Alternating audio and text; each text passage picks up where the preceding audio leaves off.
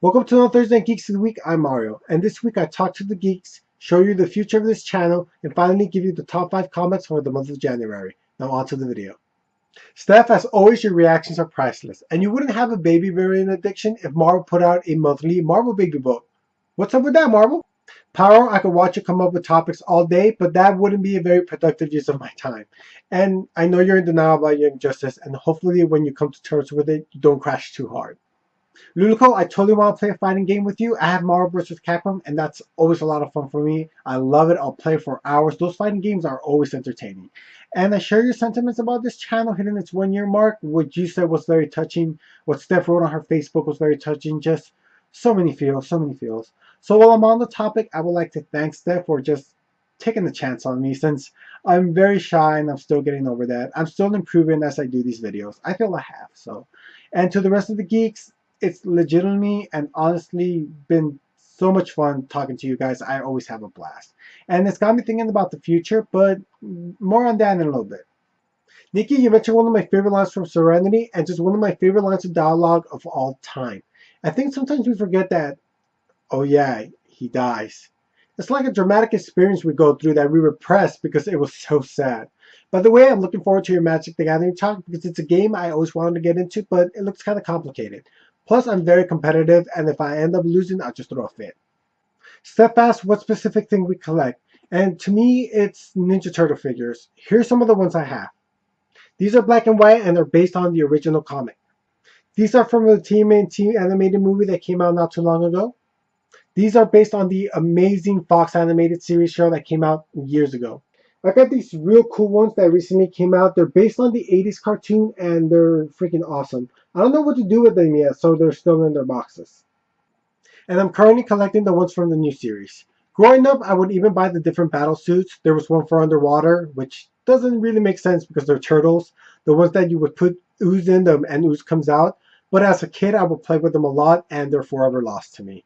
What I also sometimes collect is Pez, but mostly for the candy. What I really would like to collect is more variant issues of comics, but sadly they're very pricey. This week officially marks the 1 year this channel started, and it made me think of the future and how most geeky things we're into either has an issue or an episode where the future is really dark. So it made me wonder, where will the geeks be far, far, far into the future?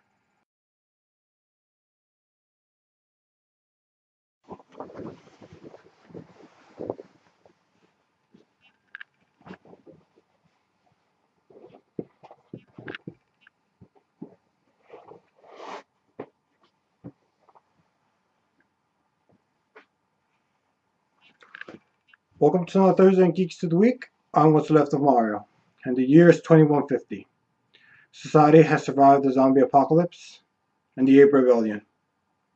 But zombie apes! No one saw that shit coming. So the world's a shit stain of a place. There's only certain pockets of resistance left, and I'm officially a mercenary for hire. I take comic books as payment, flying fur pelts, rat meat, tequila. Speaking of which,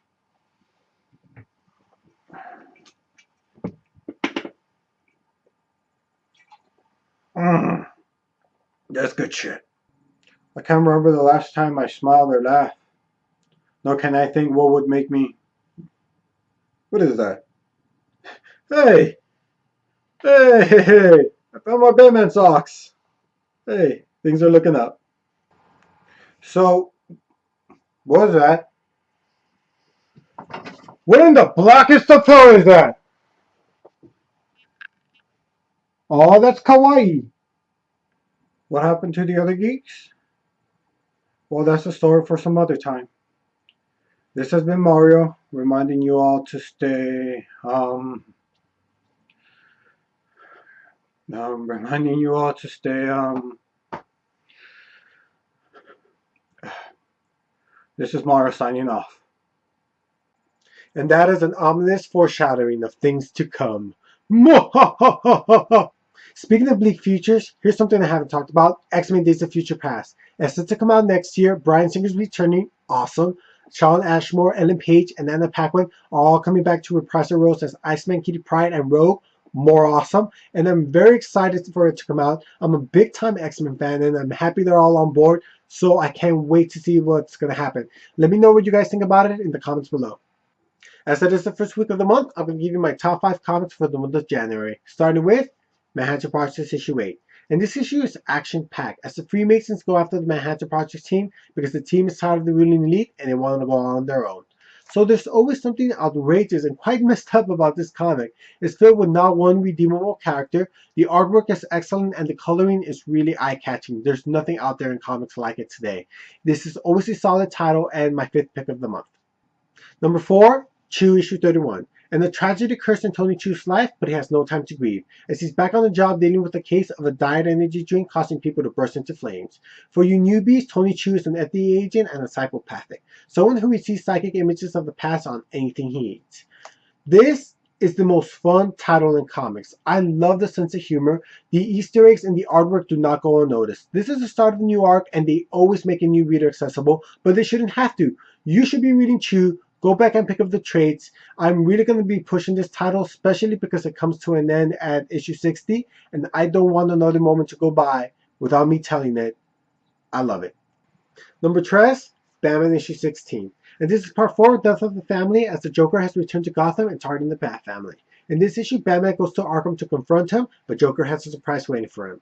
This issue was sick. Snyder's really delving into the relationship between Batman and the Joker, and the opening panel sequence is a perfect metaphor for it. It's haunting, brilliant, and accurate. This is the issue that's having all Batman fans ask themselves, what's in the platter? No, really, Joker, what's in the platter? With one issue left and set to come out next week, I'm on the edge of my seat on how it's going to end. No one is safe. I assure you that every good thing you've heard about this comic is not an over-exaggeration. Great comic, and I can't wait to see the finish. Number 2, Infinite Vacation issue 5. And this comic is about a man named Mark who lives in a world where an app exists that gives you the ability to travel to alternate realities where your life took a different turn.